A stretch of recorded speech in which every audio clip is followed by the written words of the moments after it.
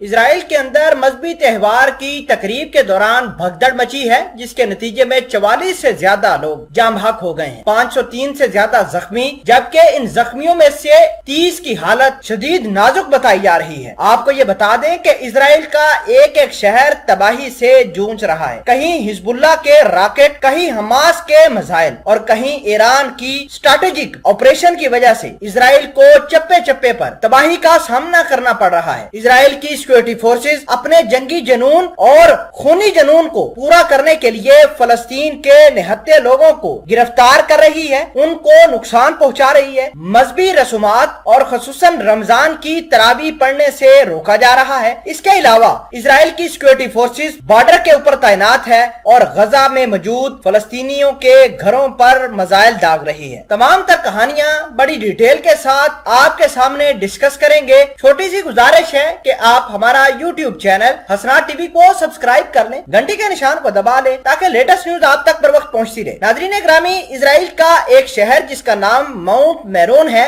یہاں ہر سال ایک تقریب منعقد کی جاتی ہے جس میں لاکھوں کی تعداد میں یہودی اپنی مذہبی رسومات پوری کرتے ہیں۔ اس مذہبی تہوار کا نام ہے لاگ بی عمر۔ یہ فیسٹیول ہے بیسیکلی، اور پچھلے سال کورونا وائرس کی وجہ سے اس کا انعقاد نہیں ہو سکا تھا۔ اب چونکہ اسرائیل کے اندر حالات نارمل ہیں، لوگ باہر نکل کر مذہبی تہوار بڑھ چڑھ کر منا رہے ہیں، اور جیسے ہی یہ ماؤنٹ میرون کے اندر داخل ہوتے ہیں، لاکھوں کی تعداد میں آتے ہیں، تبھی وہاں پر بھگدڑ مچ جاتی ہے، اور بھگدڑ مچنے کی وجہ سے 44 سے زیادہ لوگ جاں بحق، 503 سے زیادہ زخمی، جبکہ زخمیوں میں سے 30 افراد کریٹیکل کنڈیشن میں ہیں۔ نیتن یاہو جو کہ اسرائیل کے وزیر اعظم ہیں، انہوں نے اس کرائسس کو دیکھتے ہوئے نیشنل ہیلتھ ایمرجنسی کا اعلان کر دیا ہے، جہاں ہیلی کاپٹروں کی مدد سے زخمیوں کو ہسپتالوں میں منتقل کیا جا رہا ہے۔ آپ دیکھ سکتے ہیں تباہی کے مناظر، لیکن بات ادھر ہی نہیں ختم ہوتی۔ بات یہ ہے کہ اسرائیل اپنے تو مذہبی تہوار منا رہے ہیں، لیکن جو مسلمان فلسطین کے ہیں، جو غزہ کی پٹی پر رہتے ہیں، وہ مسجد اقصی میں جب نماز کے لیے یا تراویح کی نماز کے لیے آتے ہیں تو ان کو نشانہ بنایا جاتا ہے۔ یہی صہیونی فورسز ان کو پکڑ کر قتل بھی کرتی ہیں، ان کی ایکسٹرا جوڈیشل کلنگ بھی کرتی ہے۔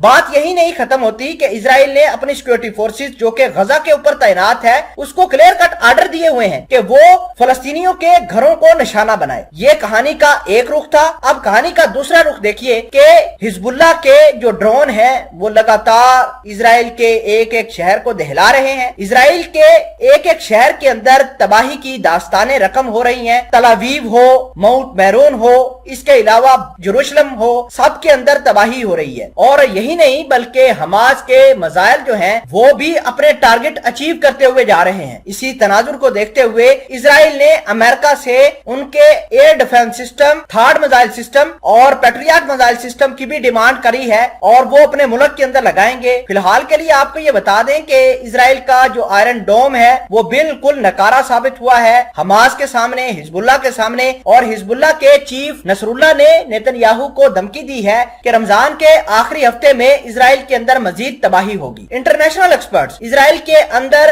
مذہبی تہوار کے دوران ہونے والی تباہی کا حصہ جو ہے وہ حزب اللہ کے ساتھ جوڑ رہے ہیں، اور کہہ رہے ہیں کہ حزب اللہ نے صہیونیوں کی مذہبی تہوار کو برباد کرنے میں اپنا اہم کردار ادا کیا ہے۔